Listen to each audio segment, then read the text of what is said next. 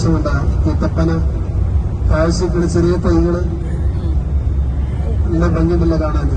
സ്വർണ്ണ നിറത്തിലിങ്ങനെ ഈത്തപ്പഴങ്ങള് ഇങ്ങനെ കാഴ്ച നിൽക്കുന്ന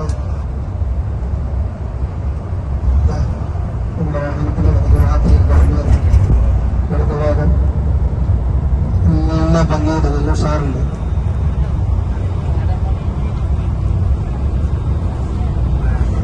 അതുപോലെ തന്നെ ചെടികള് ഒക്കെ നല്ല ഭംഗിയിൽ നല്ല കട്ട് ചെയ്ത് നല്ല ഉഷാറാക്കി വെച്ചിരിക്കുന്നു. ഇതൊക്കെ തോയിഫിന്റെ ഒരു പ്രത്യേകതയാണ്. ആ പച്ചപ്പ് എത്ര കൊടും വെയിലാണെങ്കിലും ചൂടാണെങ്കിലും ഇഷ്ടപ്പെടാത്ത പച്ചപ്പ്, അത് ഈ മരത്തിന്റെ ഒരു പ്രത്യേകത കേട്ടോ. എല്ലാ ഭാഗത്തും മരത്തിന് അങ്ങനത്തെ ഇതാണ്. ആ മരത്തിന് പേര്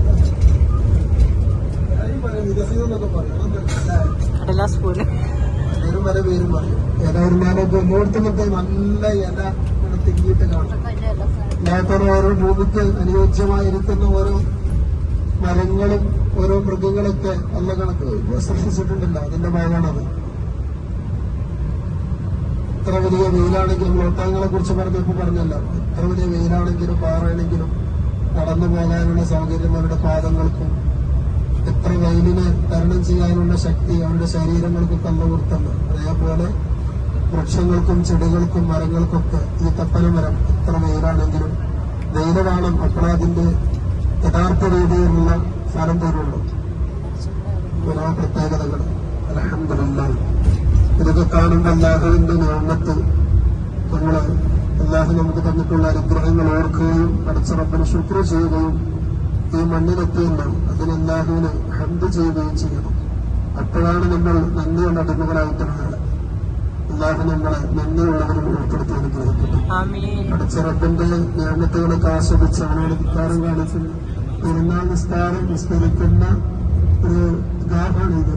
വലതുഭാഗം, വാഹനത്തിന്റെ വലതുഭാഗം പെരുന്നാൾ നിസ്കാരം നിസ്കരിക്കുന്ന ഒരു ഗാഹ്, ആ വളച്ചിട്ടിരിക്കുന്നത്. ഇങ്ങനെ ആളുകൾ ഒരുമിച്ച് കൂടി പെരുന്നാൾ നിസ്കാരത്തിന് മാത്രം ഉപയോഗപ്പെടുത്തും. അപ്പോ അല്ലാഹുവിന്റെ നിയമത്തുകളൊക്കെ യഥേഷ്ടം ആസ്വദിച്ച് ഒക്കെ ചെയ്യുന്നുണ്ട്. പക്ഷേ ശുക്ർ കുറവാണ്, പാടില്ല.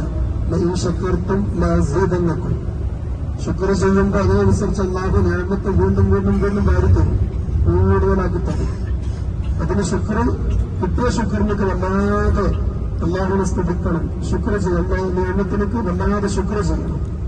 അപ്പൊ വീണ്ടും വീണ്ടും അല്ലാഹു കൂടുതലാക്കി തരും.